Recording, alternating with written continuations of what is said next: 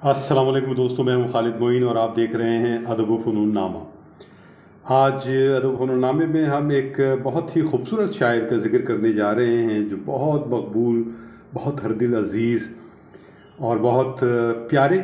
जैसे कि वो शायर हैं वैसे ही इंसान भी बहुत आला हैं, बहुत प्यारे हैं और बहुत ख़यालदार आदमी हैं। ज़िंदगी में वो जिस तरह आगे चलते रहे और एक के बाद एक कामयाबियाँ हासिल करते रहे और बेइंतहा मकबूलियत उन्होंने हासिल की।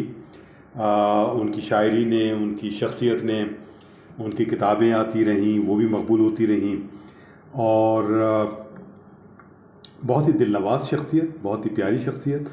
और कुछ अरसे से बीमारी भी उनके साथ कुछ चल रही है और उस बीमारी के बावजूद जो उनका हौसला है वो बहुत बुलंद है और शायरी की देवी उन पर जिस तरह मेहरबान है वो बहुत कमाल की बात है। आप यकीनन किसी हद तक पहुंच गए होंगे। मैं नाम लेता हूं, सलीम कौसर साहब। जी हाँ, सलीम कौसर साहब के बारे में जितनी भी बातें की जाएं, उनकी शख्सियत के हवाले से शख्सियत के औसाफ बयान किए जाएं, उनकी शायरी के खूबियाँ बयान की जाएं, उनकी शायरी की जो इनफरादियत है वो बयान की जाए और करते रहें तो बहुत कम है वो। चूँकि देखा जाए तो 70 की दिहाई में जो लोग आए बहुत नुमाइंदा और नुमायाँ, उनमें सलीम कौसर साहब एक बहुत अपनी जगह एक ख़ूबसूरत इजाफ़ा रहे, बहुत इब्तिदा में ही। और ख़ाली हाथों में अर्ज़ो समा ही से उनकी शायरी की जो क़ुव्वत थी और जो उनकी तख्लीक़ी उपज थी और जो उनकी मिसरे साज़ी थी और गज़लें हों या नज़में हों, दोनों ही अपनी जगह बहुत कमाल कहते हैं। तो ये सिलसिले बढ़ते रहे और ये चिराग है तो जला रहे तक, जहाँ तक उनकी गज़ल बहुत मकबूल हुई, बहुत मशहूर हुई और पूरी दुनिया में फैली और उसे गाया गया। और किसी एक गुलकार ने नहीं गाया, बहुत इब्तिदा में तो मेहदी हसन साहब ने गाया, फिर ग़ुलाम अली साहब और फिर जगजीत, और फिर सभी ने गाया। जगजीत ने गालिबन सबसे पहले गाया था, कैसेट में सबसे पहले 4 शेर जगजीत सिंह ने गाए थे कि मैं ख़याल हूँ किसी और का, मुझे सोचता कोई और है, सरे आईना मेरा अक्स है, पसे आईना कोई और है। कभी लौट आए तो पूछना, नहीं देखना उन्हें गौर से, जिन्हें रास्तों में खबर हुई, जिन्हें रास्ते में खबर हुई कि ये रास्ता कोई और है। तुझे दुश्मनों की खबर नहीं, मुझे दोस्तों का पता नहीं, तेरी दास्तां कोई और थी, मेरा वाक़या कोई और है। ये वो गज़ल थी जिसने सलीम कौसर साहब को बहुत ज़्यादा इज़्ज़त बख्शी, मकबूलियत बख्शी, शोहरत बख्शी। और उसके बाद फिर जब वो चले हैं फिर उन्होंने पीछे मुड़कर नहीं देखा। एक खूबसूरत पर्सनैलिटी माशाल्लाह, बहुत लहीम शहीम, बहुत अपनी सेहत का ख्याल करने वाले और एक बहुत मुतासिर शख्सियत और एक ऐसी शख्सियत जब वो स्टेज पर आते थे और माइक पर आए, जब भी आए, जब आए और जब आएंगे तो वो छा जाने की क़ुव्वत रखते थे। उनकी शख्सियत में एक मक़नातीसी क़ुव्वत थी, एक कशिश थी जो लोगों तक पहुंचती थी और लोग दीवानावार उनको सुनते रहे। और वो पढ़ते भी बहुत ही वारफ्तगी के से, जैसे उनकी शायरी है वैसे ही वारफ्तगी से अपना कलाम भी पढ़ते हैं। और मैंने नहीं देखा कभी उन्होंने दाँत की परवाह की हो या कभी महफ़िल की परवाह की हो कि किस महफ़िल में किस तरह के लोग हैं। वो अपना कलाम अपने ही अंदाज़ में, गज़लें हों या नज़में हों, वो पढ़ते रहे और पसंदीदगी के इंतहाई दर्जे पर थे। जितने भी उस वक्त मकबूल शायर हो सकते थे, अहमद फराज, जॉन एलिया, डॉक्टर मिर्ज़ादा कासिम, तो सलीम कौसर साहब भी किसी तरह कम नहीं रहे। और चूँकि वो निस्बतन कम उम्र थे इन लोगों से, तो लिहाजा नई नस्ल में, नौजवान नस्ल में ख़वातीन हो, मर्द हों, नौजवान हों, सभी उनको बहुत ज़्यादा पसंद करने वाले। फिर उनकी किताबें भी बहुत देखी, ज़रा मौसम बदलने दो, बहुत बेपनाह रिकॉर्ड कायम किए। कुलियात उनकी आई, दुनिया मेरी आरज़ू से कम है, एक अहद उभर रहा है मुझ में, और जो किताबें आती हैं। अब जो किताब उनकी आई है जिससे मैं आपको तारीफ़ कराना चाह रहा था, वो किताब है ख्वाब आते हुए सुनाई दिए। सलीम कौसर साहब, ख्वाब आते हुए सुनाई दिए। ये एक मिसरा ही बहुत ही पूरा मिसरा ही है। ये सलीम कौसर साहब की वो तस्वीर है जिससे आप बखूबी आशना हैं। इस तस्वीर को आपने जो है मुतहरिक देखा है मुशायरों में, اور پی ٹی وی میں ان کی ملازمت رہی، وہیں سے ریٹائرمنٹ ہوئی. پھر پوری دنیا آنا جانا رہا سلیم کوثر صاحب کا، پوری دنیا گئے، امریکہ کی مختلف ریاستیں اور مستقل آتے جاتے رہے وہاں، اور مڈل ایسٹ اور دوسرے ممالک میں بھی آنا جانا رہا ان کا. انڈیا بھی جب شروع میں گئے وہ تو بہت کمال کا معاملہ رہا، اور وہیں سے جگجیت سنگھ نے ان کی غزل بھی پک کی. انہیں کسی نے وہ 4 شعر جو انہوں نے تازہ تازہ پڑھے تھے اس وقت، کسی نے دے دیے انہیں اور انہوں نے گا دیے. تو بڑی دلچسپ بات ہے کہ انہوں نے ایک پان کی دکان پر اپنی ہی چلتی ہوئی غزل جو جگجیت سنگھ کی آواز میں تھی وہ سنی اور بڑے حیران ہوئے، اور پھر کسی کو بتایا کہ یار میں نے وہاں اپنی غزل سنی، وہ میری ہی غزل ہے. تو اس طرح پھر وہ کیسٹ حاصل کی، اس کیسٹ میں ان کا نام موجود تھا. تو سلیم کوثر صاحب کی یہ جو کتاب ہے تازہ خواب آتے ہوئے سنائی دی، یہ بہت ہی خوبصورت اور منفرد کتاب ان معنوں میں ہے کہ ایک تو اس کتاب کو جہاں سے بھی چاہیں کھولیں گے آپ اور جہاں سے بھی پڑھنا شروع کر دیں گے تو یہ کتاب آپ کو ساتھ لے کے چلنا شروع کر دے گی.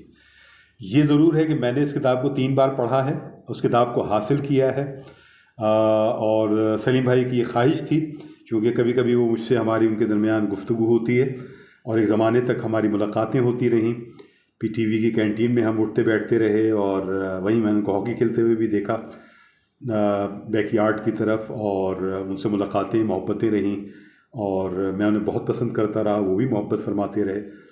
تو وہ جو ایک ان کے اندر وارفتگی ہے شاعری کی، تو وہ ایسی ہے جو پوری کتاب میں آپ کو الگ سے نظر آئے گی. ہوتا عام طور پر یہ ہے کہ آدمی ذرا سا ویک ہو جائے، بیماری کوئی لمبی ہو جائے تو ذرا سا بددلی آ جاتی ہے، اور بہت کچھ ایسا آ جاتا ہے جس میں کہ بہت سارا اثر آپ کی شخصیت پر بھی پڑتا ہے، آپ کی شاعری پر بھی اور فن پر بھی پڑتا ہے. لیکن حیران کن طور پر سلیم کوثر صاحب کی اس سارے عرصے میں جو کہ کئی برس پر محیط ہے، میں نے دیکھا ہے کہ اللہ تعالیٰ کی خاص عنایتیں ان پر رہی ہیں. ایک تو مذہب سے بہت ظاہر ان کی ان کے ایمان کا درجہ بہت مضبوط ہے، اور وہ اللہ تعالیٰ سے بہت ہمیشہ شکر گزار رہتے ہیں. اور ایک بات جب میں کبھی ان کا شکریہ ادا کرتا ہوں تو وہ کہتے ہیں تم میرا شکریہ ادا نہ کرو، یا وہ کرتے ہیں تو میں منع کرتا ہوں تو وہ کہتے ہیں کہ نہیں، شکریہ ادا کرنا تو یہ اللہ تعالیٰ کو پسند ہے. میں اپنے بچوں کا بھی بہت شکریہ ادا کرتا ہوں، اور ہمارا شکریہ ادا کرنا تو خیر ان کا نہیں بنتا ان کے لیے، لیکن بہرحال ان کی محبتیں اپنی جگہ ہیں.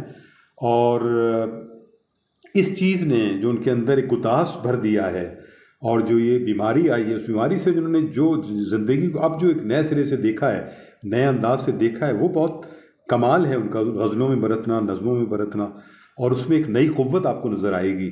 اور بہت سے ایسے تجربات جو کہ انہوں نے اس سے پہلے اپنی شاعری میں وہ تجربات سامنے نہیں آئے، کیونکہ یہ تجربات ہیں ہی بہت نئے، تو وہ بھی آپ کو اس کتاب میں ملیں گے وہ تجربات، اور بہت مثبت انداز میں. وہ مثبت آدمی تو ہیں سلیم کوثر صاحب، بہت مطلب ایک رجائیت والے آدمی ہیں، مثبت خیال کے آدمی ہیں، اور ہمیشہ اپنی بات، اگر ان کو کوئی بات محسوس ہوئی ہے تو بات بھی انہوں نے کی ہے. سچائی ان کے لیے صرف شاعری میں لکھنے کا معاملہ نہیں ہے، بلکہ وہ سچائی کے ساتھ زندگی گزارنے والے آدمی ہیں. تو اگر کوئی بات اختلافی بھی ہوئی ہے، انحرافی بھی ہوئی ہے، تو وہ انہوں نے بر وقت کی ہے اور بہت بلند بانگ انداز میں کی ہے. تو وہ لیڈر آدمی ہیں. اور جو ان کے شاعری ہے، اور یہ شاعری کتاب جہاں سے شروع ہوتی ہے اس میں ایک نظم ہے جو ان کی ابتدا میں تو خیر وہ ایک حمدیہ دعائیہ انداز کی ایک چیز ہے، اور اس کے بعد پھر آگے جہاں کتاب شروع ہوتی ہے وہاں ایک نظم نما ایک ان کا گفتگو ہے، بہت خوبصورت ہے اور پوری ایک ردم میں ہے. وہ یہ ردم مجھے ایک آگے بھی ایک نثری تحریر میں ان کی ایک ایسی نظم میں نظر آیا جو کہ نثری انداز میں لکھی ہوئی ہے لیکن پورے اوزان کے ساتھ ہے اور پوری ایک لہر کے ساتھ ہے. پھر اسی میں ایک نظم ان کی پابند بھی ہو گئی ہے اسی نظم کے اندر طویل. ایک نظم ان کی سالگرہ کے حوالے سے ہے، وہ بھی بہت دل کو چھونے والی ہے، کہ جہاں وہ محسوس کرتے ہیں کہ پہلے تو بہت پھول آتے تھے، گفتگو ہوتی تھی، فون آتے تھے، اور اب شاید ایسا نہیں ہے، جبکہ یہ بات شاید میرے جانے کے بعد ہونی چاہیے، خدا نخواستہ. تو اس طرح کی ہے نظم، اور نظمیں اس میں اچھی ہیں، آزاد نظمیں ہیں. جو غزلیں ہیں اس میں زمینیں بہت اچھی ہیں، خوبصورت ہیں، نئی ہیں، تازگی ہے، ان کی شاعری میں تازگی بہت ہے اور انفرادیت بہت ہے اور پورا ایک قوت موجود ہے. اور اب مجھے لگتا ہے کہ گہرائی بھی ان کی بڑھی ہے. ظاہر ہے گہرائی پہلے بھی تھی، تازگی پہلے بھی تھی، لیکن اس درمیان میں یہ جو کتاب ہے خواب آتے ہوئے سنائی دی ہے، اس کو آپ ضرور لیجئے، ضرور پڑھیے، چونکہ اس طرح کی کتابیں جو ہیں اردو ادب میں اور جدید ادب میں کم ہیں، تو ایسی کتابوں کی قدر کی جانی چاہیے، ایسی کتابیں آپ کو فوراً حاصل کرنی چاہیے اور اپنی لائبریری میں رکھیں، دوستوں سے ذکر کریں۔ وہ جو دعائیہ ان کا بالکل ابتدائیہ ہے وہ یہ ہے کہ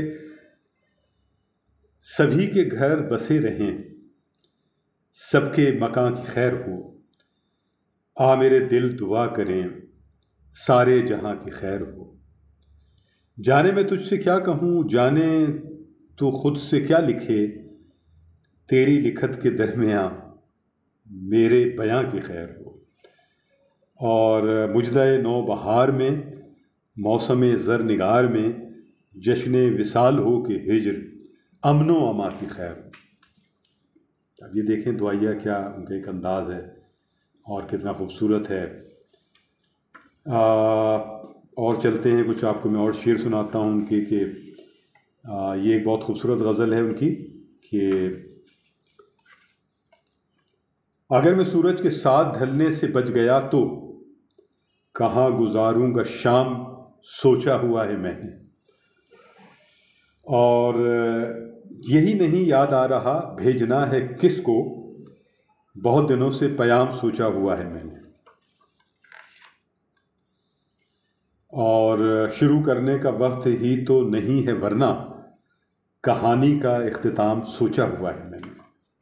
کیا کہیں، اسی طرح اور ان کے شعر میں آپ کو سناتا ہوں کہ ہماری یادوں کے سائے بانوں میں کون ہوگا، ہماری یادوں کے سائے بانوں میں کون ہوگا، جو ہم نہ ہوں گے تو ان مکانوں میں کون ہوگا، کسی نے تقریب میں بلایا تو ہے ہمیں بھی، مگر نہیں علم میزبانوں میں کون ہوگا، اور زمیں فرشتہ صفات لوگوں سے بھر گئی ہے، تنزیہ شعر دیکھیں، زمیں فرشتہ صفات لوگوں سے بھر گئی ہے، میں سوچتا ہوں کہ آسمانوں میں کون ہوگا، میں سوچتا ہوں کہ آسمانوں میں کون ہوگا۔ اور یہ ایک غزل اور، کسی سنگ دل کو گداز دے، کسی آنکھ میں بھی نمی نہ ہو، کسی سنگ دل کو گداز دے، کسی آنکھ میں بھی نمی نہ ہو، کوئی ایسی بات کہو یہاں جو کبھی کسی نے کہی نہ ہو، کوئی ایسی بات کہو یہاں جو کبھی کسی نے کہی نہ ہو،